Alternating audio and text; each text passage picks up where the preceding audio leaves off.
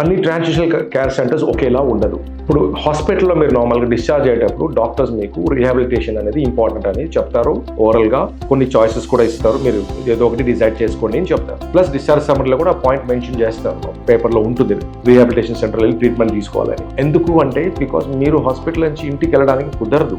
ఒక 4 to 6 weeks వరకు మీరు రీహాబిలిటేషన్ సెంటర్లో ఉండి ట్రీట్మెంట్ చేయించుకుని వెళ్ళాలి. సో ఇప్పుడు మీకు చాయిస్లో ఏది తీసుకోవాలనేది మీరు కన్ఫ్యూజ్ అవుతారు. కొన్ని పేషెంట్స్కి న్యూరో సర్జరీ అయి ఉంటుంది, కొందరికి ఆర్థోపెడిక్ సర్జరీ అయి ఉంటుంది. సో ఒక రీహాబిలిటేషన్ సెంటర్ మీరు డిసైడ్ చేయాలంటే ఆ సెంటర్లో మీ ప్రాబ్లం తగిన ఎక్స్పర్ట్స్ ఉన్నారా లేదా అనేది చూడండి ఫస్ట్. ఇప్పుడు ఎగ్జాంపుల్ కొన్ని పేషెంట్స్కి వెంటిలేటర్లో ఉండి ఉంటారు, హాస్పిటల్ నుంచి వాళ్ళు వెంటనే ఇంటికి వెళ్ళాలంటే కుదరదు. ఇంట్లో నాన్ ఇన్వేసివ్ వెంటిలేషన్ అంటే మేము బైపాప్ సిపాప్ అంటే అది ఇంట్లో కుదరదు. కాబట్టి ఈ ఒక బైపాప్ సిపాప్ ఉన్న ఫెసిలిటీస్ లైక్ రీహాబిలిటేషన్ సెంటర్స్ లో ఉందా లేదా, క్రిటికల్ కేర్ డాక్టర్స్ ఉన్నారా లేదా, ఏమైనా ఎమర్జెన్సీ అయితే ఒకవేళ రీహాబిలిటేషన్ సెంటర్కి వెళ్ళిన తర్వాత అక్కడ ఐసీయూ ఉందా లేదా అని చూడండి. తర్వాత పక్కన హాస్పిటల్స్ ఏమైనా ఉందా ఇమీడియట్ గా షిఫ్ట్ చేయడానికి అది చెక్ చేసుకోండి. మీ ఫీజిబిలిటీస్ చెక్ చేసుకోండి. తర్వాత బెస్ట్ నర్సింగ్ కేర్ ఉందా లేదా అని చూడండి.